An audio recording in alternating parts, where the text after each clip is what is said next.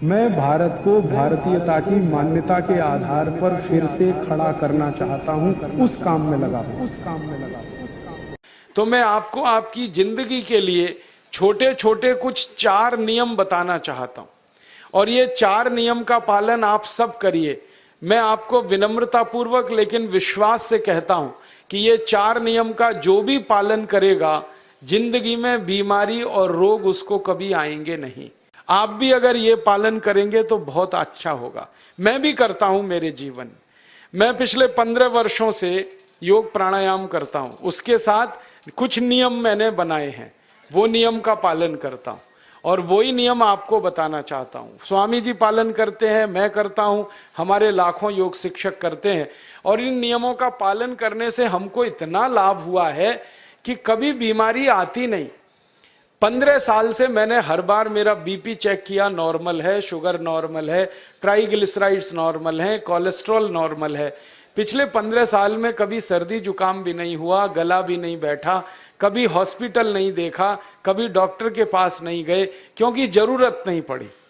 और वो जरूरत नहीं पड़ी क्योंकि हम निरोगी हैं, स्वस्थ हैं। ये निरोगी और स्वस्थ होने के लिए आयुर्वेद की एक छोटी सी जानकारी आपसे मैं शेयर करना चाहता हूं। आयुर्वेद में ये कहा गया है कि किसी भी व्यक्ति को निरोगी होना है, रोग मुक्त होना है, तो अपने जीवन में 3 बातों का ध्यान रखे। अपना वात, पित्त और कफ, तीनों का संतुलन रखे। वो 3 तरह के दोष हैं हमारे शरीर में, वात, पित्त, कफ। आपने सुना होगा, ये त्रिदोष आधारित शरीर है। जब वात बहुत बिगड़ जाता है तो 80 से ज्यादा रोग आते हैं। जब पित्त बहुत बिगड़ जाता है तो लगभग 46 से 50 रोग आते हैं, और जब कफ बिगड़ जाता है तो 28 रोग आते हैं, और वात, पित्त, कफ तीनों बिगड़ जाएं तो 148 रोग आते हैं। सर्दी, खांसी, जुकाम से लेकर और कैंसर तक जो आखिरी रोग माना जाता है, ये सब वात, पित्त, कफ के बिगड़ने का खेल है।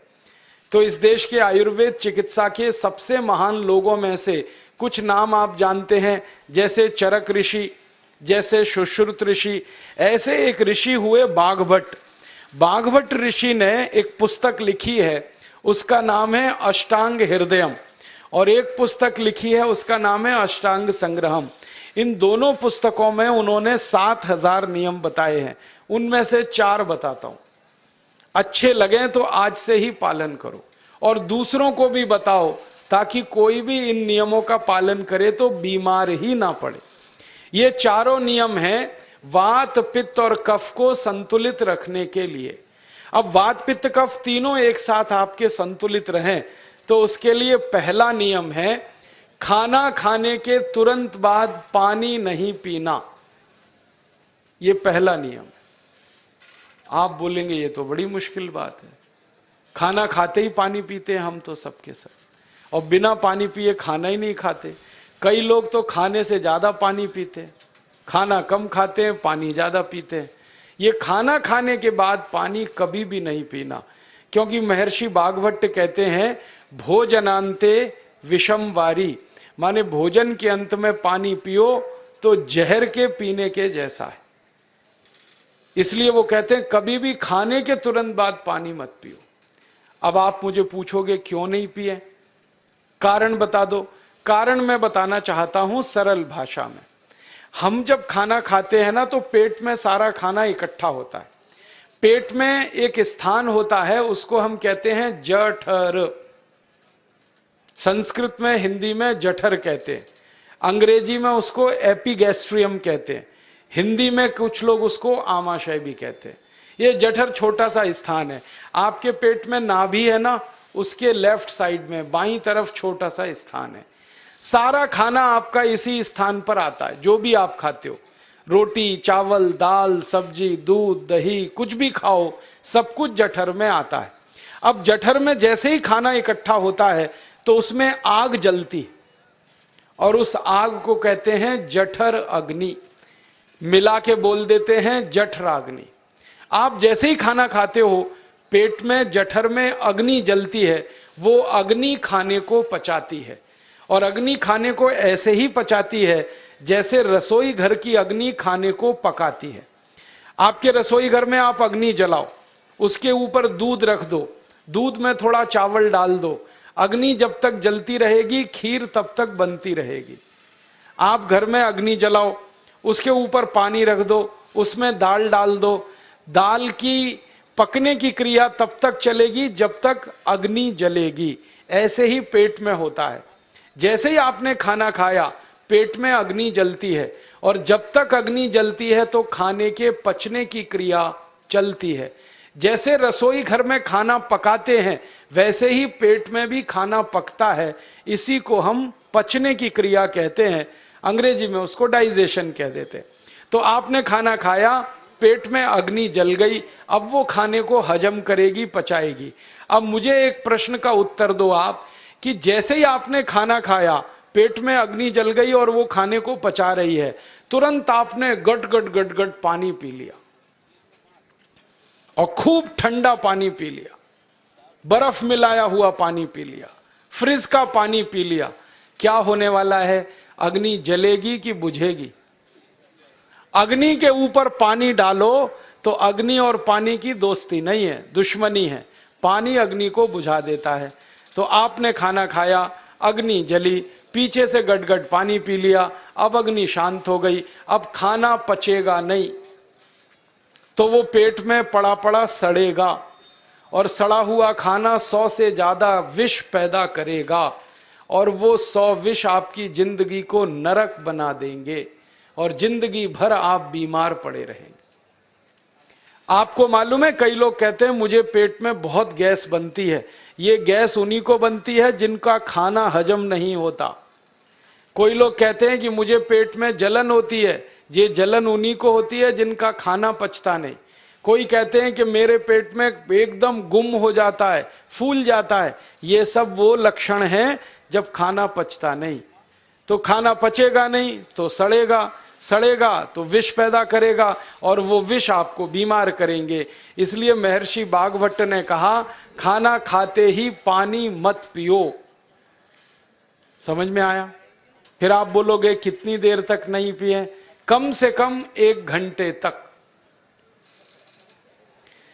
1 घंटे बाद पानी पियो। आप बोलोगे जी 1 घंटा क्यों? ये जो अग्नि जलने की क्रिया है ये लगभग 1 घंटे तक ही चलती है पेट में, उसके बाद अग्नि अपने आप शांत हो जाती है, उसके बाद पानी पी लो। तो खाना अगर 10 बजे खाया तो 11 बजे पानी पियो, 11 बजे खाया तो 12 बजे पियो, 12 बजे खाया तो 1 बजे पियो, 1 घंटे बाद पानी पियो। अब आपके मन में यह सवाल आ सकता है कि खाना खाने के पहले पी लें क्या? हाँ पी लो, 40 मिनट पहले पेट भर के पानी पी लो। 10 बजे खाना खाना है, 9:20 पे खूब पानी पी लो, जितना पी सकते हो। 11 बजे खाना खाना है, 10:20 पे पी लो, खूब पानी पी लो, 40 मिनट पहले। आप और एक सवाल पूछ सकते हो कि अच्छा ठीक है, खाने के बाद पानी तो नहीं पिएंगे, कुछ और पी सकते हैं क्या पानी को छोड़कर? तो उसके लिए बागभट्ट जी कहते हैं कि खाने के तुरंत बाद अगर पीना है तो दही की लस्सी पियो, मट्ठा।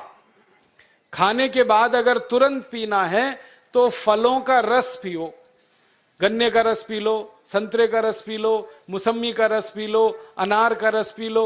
अब आप कहोगे ये सब महंगी महंगी चीजें बता रहे हैं, गन्ने का रस, संतरे का रस, अनार का रस, पैसे तो है नहीं।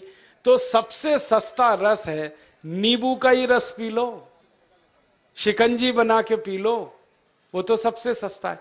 तो खाना खाने के बाद या तो दही की लस्सी पियो या रस पियो। और एक तीसरी चीज है, दूध पी सकते। तो खाने के तुरंत बाद पीना है तो दही की लस्सी या मट्ठा, खाने के तुरंत बाद पीना है तो कोई फल का रस, खाने के तुरंत बाद पीना है तो दूध।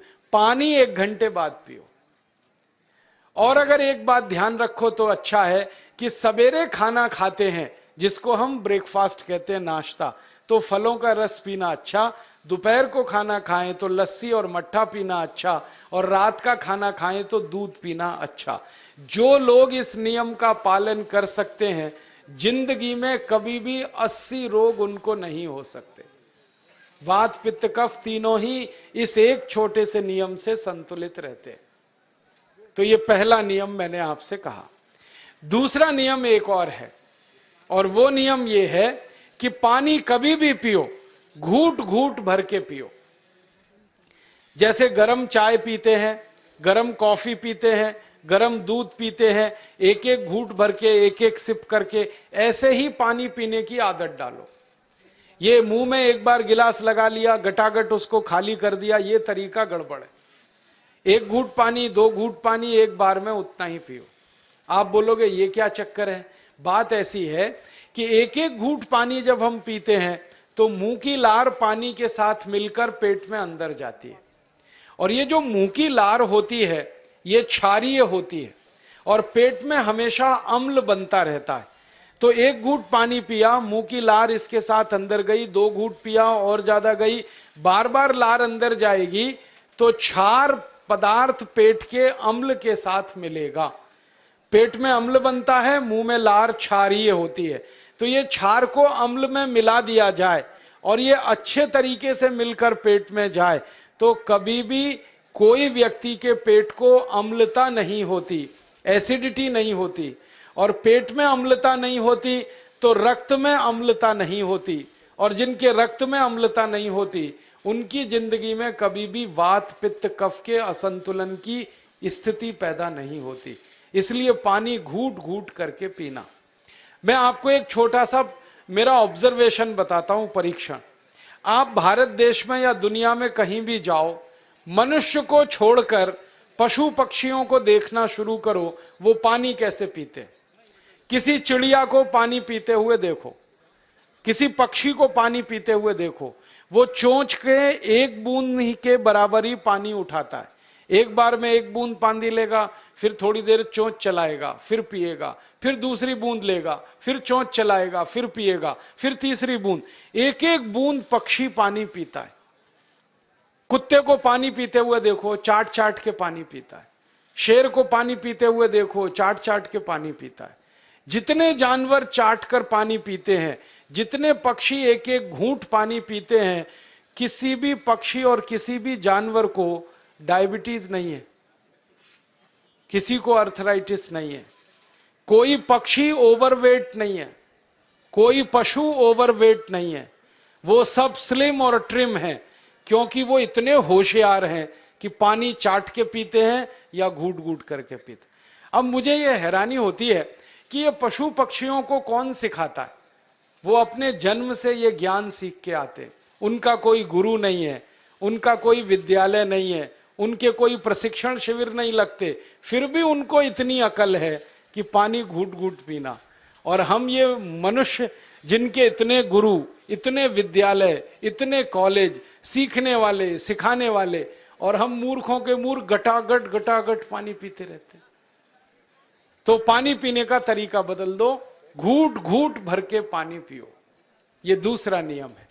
तीसरा नियम है कि जिंदगी में कितनी भी प्यास लगे, ठंडा पानी कभी मत पियो। बर्फ डाला हुआ पानी, फ्रिज में रखा हुआ पानी, वाटर कूलर का पानी जिसका तापमान बहुत कम है, ये कभी मत पीना। क्यों? क्योंकि शरीर आपका गर्म है और पानी ठंडा है। अब होता क्या है वो मैं समझाता हूं सरल भाषा में। पेट तो गर्म है, अब इसमें ठंडा पानी डाल दिया आपने तो अंदर झगड़ा होता है। और झगड़ा क्या होता है? या तो पानी पेट को ठंडा करेगा या पेट पानी को गर्म करेगा। अगर पानी ने पेट को ठंडा कर दिया तो पेट के ठंडा होते ही हृदय ठंडा होता है, हृदय के ठंडा होते ही मस्तिष्क ठंडा होता है, मस्तिष्क के ठंडा होते ही आदमी ठंडा होता है, और आदमी ठंडा होते ही राम नाम सत्य होती है। आपको मालूम है जब शरीर ठंडा पड़ जाता है तो घर में भी नहीं रखते, निकाल के बाहर सड़क पे रख देते।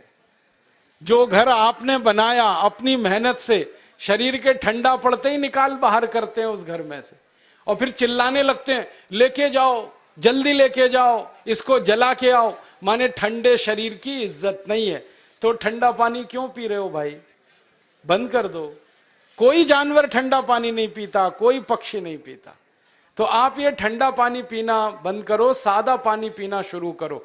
और गर्मी के दिनों में बहुत अगर आपको तकलीफ है तो मिट्टी के घड़े का पानी पी लेना, फ्रिज का और बर्फ का नहीं पीना। ये तीसरा नियम है।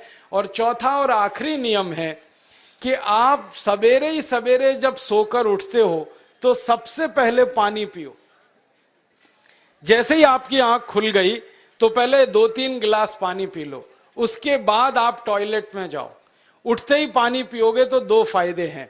पहला फायदा यह है कि पानी पेट में जाकर बड़ी आंत को साफ करता है, और जैसे ही बड़ी आंत की सफाई होगी पेट पे दबाव पड़ेगा और आप संडास घर में जाएंगे, 2-3 मिनट में पेट आपका साफ हो जाएगा। जिनका पेट सुबह एक बार में साफ हो जाता है उनकी जिंदगी में कभी रोग नहीं आता। इसलिए सुबह सुबह उठते ही पेट साफ होना जरूरी है। और उठते ही पानी पियोगे तो मुंह की जो लार है वो पानी के साथ मिलकर अंदर जाएगी। सुबह पेट में एसिड की मात्रा ज्यादा होती है, इसलिए लार का पेट में जाना बहुत जरूरी है। इसलिए सुबह उठते ही पानी पीना बहुत जरूरी है। ये 4 नियम हैं आयुर्वेद के। पहला नियम, खाना खाने के 1 घंटे बाद पानी पीना। दूसरा नियम, पानी को हमेशा घूट घूट भर के पीना। तीसरा नियम, कभी भी जिंदगी में ठंडा पानी नहीं पीना। और चौथा और आखिरी नियम, सवेरे उठते ही सबसे पहले पानी पीना। 4 नियमों का पालन जो भी अपने जीवन में कर सकता है वो वात पित्त कफ तीनों को संतुलित रख सकता है। और जिसका वात पित्त कफ संतुलित है उसके जीवन में बीमारी नहीं आती है। और जो बीमार नहीं पड़ते हैं वो स्वस्थ और तंदुरुस्त और सुखी रहते हैं। उनकी जिंदगी का खर्चा कम होता है और देश का भी बहुत सारा पैसा बचता है। आपको शायद मालूम है या नहीं, 1 साल में हम जब बीमार पड़ जाते हैं भारतवासी तो साल का करीब 6 लाख करोड़ रुपया हमारा खर्च हो जाता है उन बीमारियों का इलाज करने में। दोस्तों, सबसे पहले तो चैनल सब्सक्राइब करें, फिर लाइक, कमेंट और शेयर करें। और हाँ, हमारा एंड्रॉयड ऐप डाउनलोड करना ना भूलें।